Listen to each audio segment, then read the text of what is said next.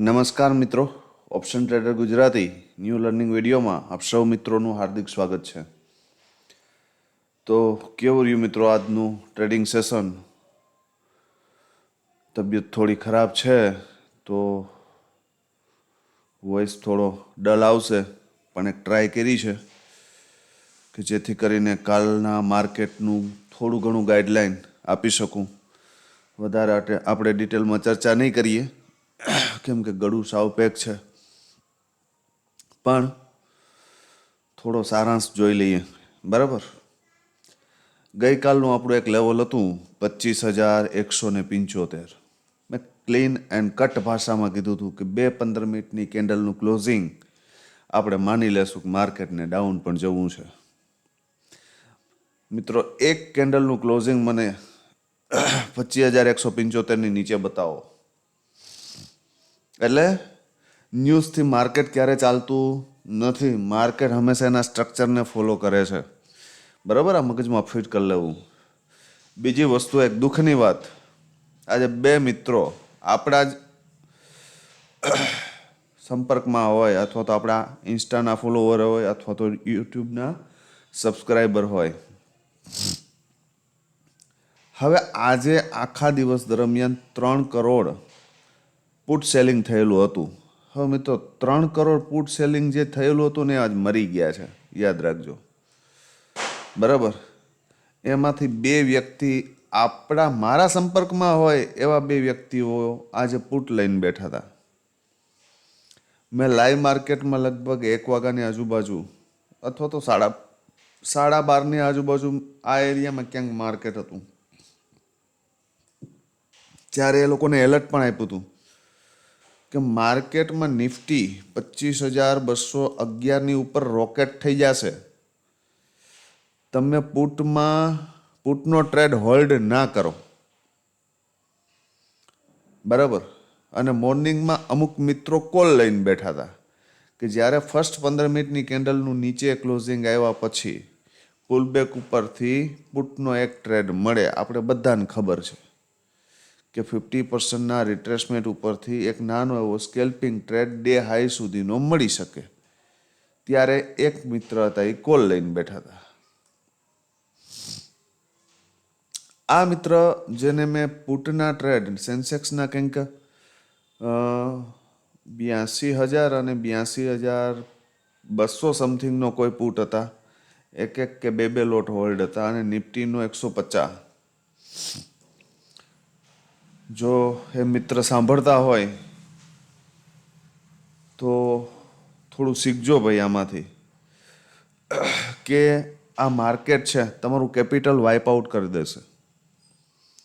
કેમ કે આ એરિયામાં ક્યાંક માર્કેટ હાલતું ત્યારે મેં તમને એવું કીધું હતું કે જો 25,211ની ઉપર કોઈ કેન્ડલનું ક્લોઝિંગ આવ્યું કે એની ઉપર નીકળું ને એટલે રોકેટ થઈ જશે.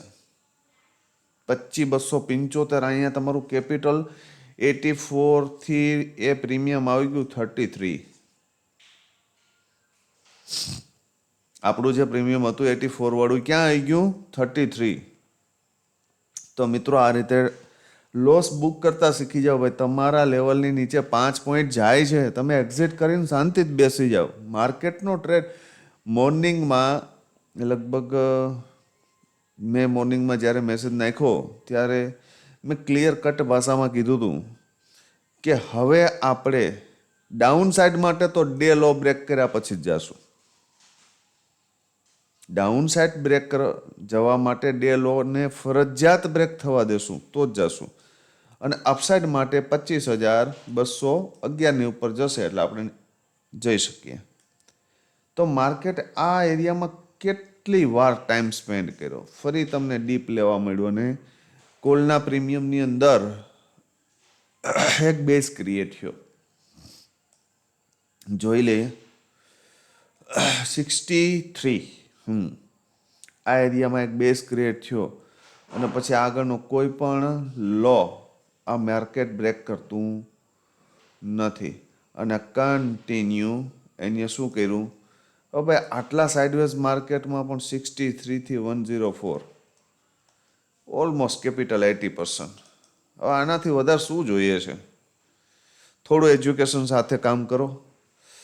જે મિત્રનું મેં વાત કરી છે એને ઈગો હર્ટ કરવા માટે નથી કીધું, પણ આ ગેમલિંગ છે ભાઈ, ન કરાય એ રીતે. તમારું કેપિટલ વાઇપ આઉટ થઈ જશે, બરાબર. અને અમે કોઈ વ્યૂ આપતા હોય તો 100% કંઈક વિચારીને આપ્યો હશે ભાઈ. મેં શ્યોર લેવલ સાથે તમને કીધું હતું કે ભાઈ આની ઉપર ન હોલ્ડ થઈ શકે આ, બરાબર. તો સમજદાર કોઈ સારા કાફી, સમજાય તો વંદન, બાકી જય સિયારામ. તો 25,200ના કોલની અંદર સરસ મજાનો 80%નો એક મૂવ મળ્યો. પુટની અંદર કંઈ થયું છે કે કેમ જોઈ લઈએ.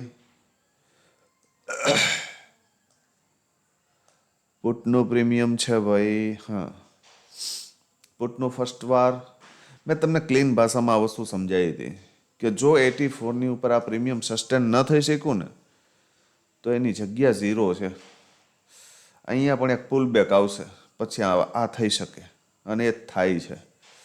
આની ઉપર ટકશે તો જોશું, બાકી નોટ પોસિબલ. બીજી વસ્તુ, માર્કેટનો ફર્સ્ટ 15 મિનિટની કેન્ડલનું ક્લોઝિંગ આમાં ક્યાં હતું? તો કે ઉપર હતું.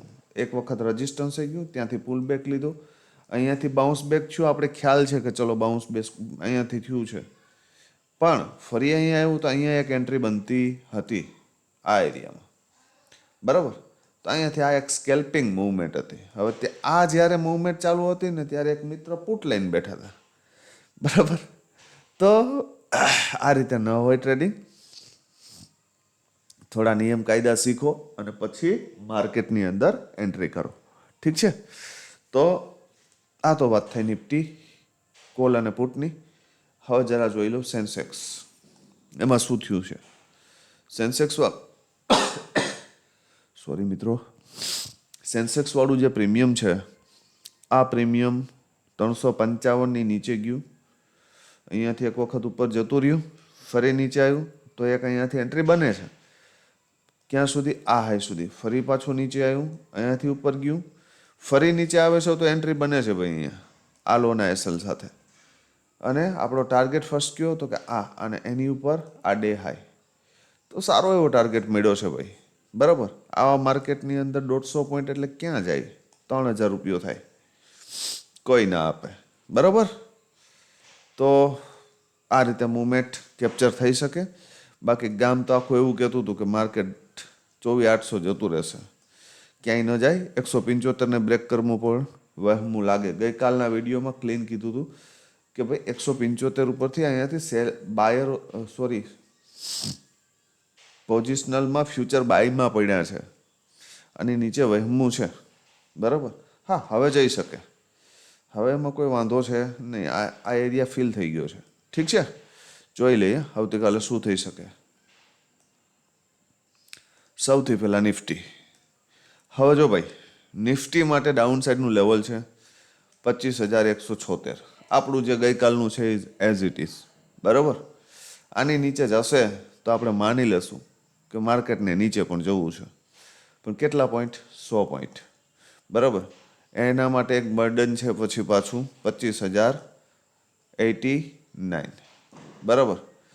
અહીંયા રોકાઈ શકે, બરાબર. અને આની નીચે જાય તો 25,010, બરાબર. આ યાદ રાખજો. અપસાઇડ માટે હવે જો આ હાઈ બ્રેક થયો 25,266, બરાબર, તો 25,333 અહીંયા સુધી જઈ શકે. આ એના માટે સ્ટ્રોંગ રેઝિસ્ટન્સનું કામ કરશે. આની ઉપર નીકળું તો ધીમે ધીમે આ રીતે જઈ શકશે પછી, બરાબર. પણ આ મૂવમેન્ટ સ્લો હશે, યાદ રાખજો. 25,447 સીધું જશે ને તો આ ટ્રેન્ડ લાઇનનો સપોર્ટ લેશે. આ ચેનલ છે, માર્કેટ આ ચેનલની અંદર હાલે છે. જો સીધું જશે તો આ ઝોન જોવા ન મળી શકે, અને સીધું જશે તો જશે પણ વીક પાછી અંદર આવીને ક્લોઝ થઈ શકે. ઇટ્સ પોસિબલ, બરાબર. તો બાય કરીએ તો ડીપથી બાય કરવાનો પ્રયત્ન કરશું, સેલ કરશું તો ટોપથી સેલ કરવાનો પ્રયત્ન કરશું. કોઈ લેટેસ્ટ અપડેટ હશે તો ટેલિગ્રામ ઉપર શેર કરી દઈશ. રેડી? ટેલિગ્રામમાં જોઈન ન હોય તો જોઈન થઈ જજો. હવે જોઈ લઈએ એક કોલનું પ્રીમિયમ અને એક પુટનું પ્રીમિયમ. કોલનું પ્રીમિયમ છે 25,250. સી. આજે મિત્રો વિડીયો બનાવવાની કોઈ ઈચ્છા નહોતી. એક બે મિત્રોના મને એવા પણ મેસેજ આવ્યા, ખૂબ ખૂબ આભાર એનો, કે સાહેબ તબિયત સારી ન હોય તો ન બનાવતા. એક બે મિત્રોના મેસેજ એવા આવ્યા કે સાહેબ નાનો તો નાનો પણ બનાવી આપો તો સારું, તો અમને કાલે કંઈક મદદ મળી રહી. તો તમામ મિત્રોની લાગણી અને માગણીને ધ્યાનમાં રાખી અને આપણે આ વિડીયો બનાવીએ છીએ. બરાબર. 25,250ના કોલમાં શું થઈ શકે? થવા માટે જો 74ને બ્રેક કરે તો 118, એના ઉપર આ ક્લોઝિંગ 120-22. બરાબર. આને બ્રેક કર્યા પછી 158 જઈ શકે, નહીંતર નહીં. બરાબર. હું પર્સનલ એવું ઈચ્છું છું કે આ પ્રીમિયમ તમને 42ની આજુબાજુ આ એરિયામાં ક્યાંક સપોર્ટ લેતું દેખાય. અહીંયા બરાબર આ આવે, અહીંયા સપોર્ટ લેતું દેખાય ને આપણી એન્ટ્રી 42થી થાય. અને જો 74ને બ્રેક કરી દે ને તો 118 સુધી બલિદાન દેવાય. બરાબર. ધારી લ્યો સેકન્ડ કન્ડિશન કે આ પ્રીમિયમ થોડું ગેપ અપ ઓપન થઈ જાય, તો એને ડીપ આવવા દેજો, યા તો આ ક્લોઝિંગ અથવા તો યા 74. બરાબર. અને અહીંયાથી બાઉન્સ બેક કરે ને તો આ લેવલ આવી શકે 158. બરાબર. પણ ધારી લ્યો કે આ પ્રીમિયમ આ એરિયામાં ક્યાંક ઓપન થઈ ગયું 23ની આજુબાજુ, તો એક વખત એને 23ના લેવલને બ્રેક કરવા દેજો. કઈ રીતે? આ રીતે. બરાબર. બ્રેક કરે અને ફરી ઉપર નીકળે ને તો આની અંદર પાવર આવશે પાછો. અને 42ને બ્રેક કરી દે ને તો 74 સુધી બલિદાન દઈ દેજો. એના ઉપર જાય તો લગભગ 100 સુધી. બરાબર. વધારે મગજ મારવાનો છે નહીં કાલે પણ, કેમ કે કાલે પણ રેન્જ મોટી છે. 25,078થી 25,333 આ મોટી રેન્જ છે. વચ્ચેના લેવલ તો મેં ટૂંકમાં તમે કંઈક ટ્રેડ કરી શકો એ માટે આપ્યા છે. બરાબર. હવે નિફ્ટીનું સી અને પીનું પ્રીમિયમ ભાઈ 1 મિનિટ જોઈ લે ડાયરેક્ટ જ આપણે. 250નો પી. ચલો શું થઈ શકે આમાં? 250ના પી. હવે ભાઈ આ પ્રીમિયમ છે ને એક્ઝેક્ટ સપોર્ટ ઉપર ઊભું છે. ક્યાં ઊભું છે? સપોર્ટ ઉપર. 25,250નો પુટ છે આ. શું થઈ શકે આમાં? થવા માટે ક્લીન વસ્તુ છે કે જો આ પ્રીમિયમ 47ની નીચે જાય ને તો મને નથી લાગતું કે આ 33ને હોલ્ડ કરે. બરાબર. આ યાદ રાખજો. કરી લે તો વેલ એન્ડ ગુડ, સારી વસ્તુ છે. બરાબર. કેમ કે બેઝ છે. બરાબર. આને હોલ્ડ કરે. પણ મારા મત મુજબ હજુ પણ હું કહું છું, ગઈકાલે પણ કીધું હતું, આ પ્રીમિયમ 81ની ઉપર જ પાવરમાં રહેશે.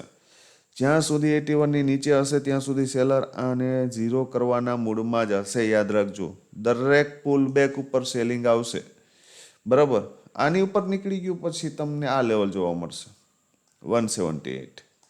પણ 2-15 મિનિટની કેન્ડલ શું જોઈએ છે? ક્લોઝ જોઈએ આપણે ઉપર. ઠીક છે. ધારી લ્યો કે આ પ્રીમિયમ ગેપ અપ ઓપન થઈ ગયું મોર્નિંગમાં, તો એક પુલ બેક મારવા દેજો. ક્યાં? ક્લોઝિંગ સુધી. અને અહીંયાથી એન્ટ્રી થાય ને તો ફર્સ્ટ ટાર્ગેટ તમારો 81 અને બીજો જે હાઈ હોય તે, અને એની ઉપર નીકળે તો 134 અહીંયા સુધી જઈ શકે. ધારી લ્યો કે આ પ્રીમિયમ ફ્લેટ ઓપન થઈ ગયું. ફ્લેટ ઓપન થઈ અને આ લેવલને હોલ્ડ કર્યું 33ને, તો અહીંયાથી એન્ટ્રી બને 47ને બ્રેક કરી દે તો 81 સુધી જઈ શકાય. અને એનાથી ઉપર જાય તો આ હાઈ.